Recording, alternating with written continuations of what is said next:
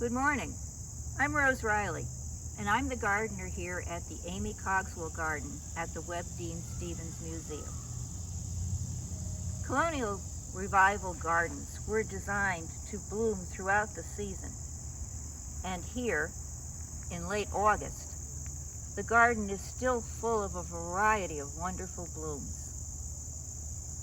The backbone of the garden at this time of year are the garden phlox.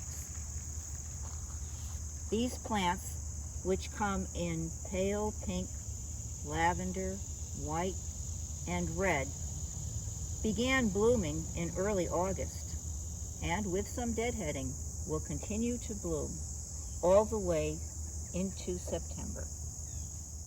Garden phlox set seed freely, and many small plants are created from these seeds. They are vigorous and soon grow to crowd out the more desirable plants. And since they tend to all be a bright magenta, eventually you must remove these volunteers.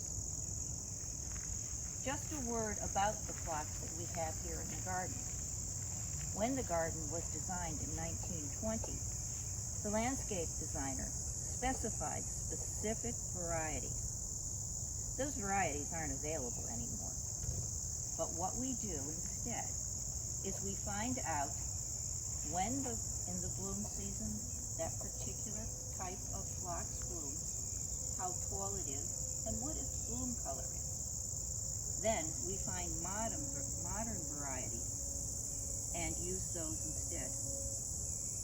In that way, we are able to reflect the vision of the garden designer.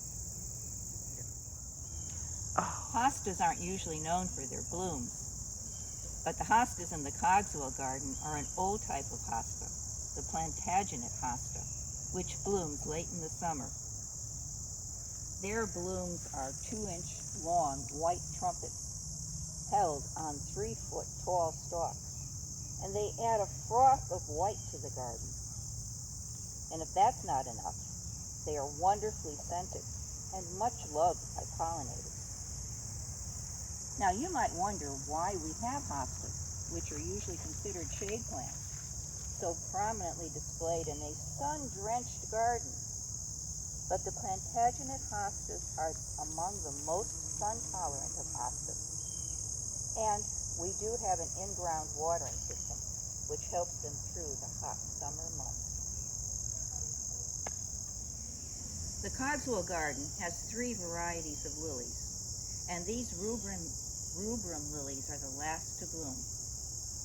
Their blooms are not as showy as the Madonna or big Asiatic lilies, which bloom earlier in the season.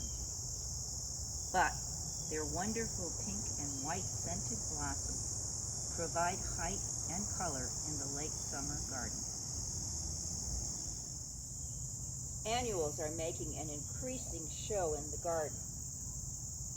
Masses of deep blue Salvia farinacea provide both a cooling color and a vertical accent to the garden. And old-fashioned zinnias add a charm that was loved even in the 1920s when the garden was designed. Probably the most noticeable of the annuals is a volunteer annual that probably came into the garden as seeds on compost. This tall lavender, or pink, or white flowered plant is a cleomes. It's not in the garden plan, but since it's an annual and can be easily removed, we allow a few of these plants to grow to maturity. And what a wonderful addition they make to the garden. The garden is nearing the end of the perennial bloom season. By mid-September, most of the perennials now in bloom will have been cut back. The garden, however, will have one last hurrah as the garden mums come into bloom, including the very old variety Sheffield Pink.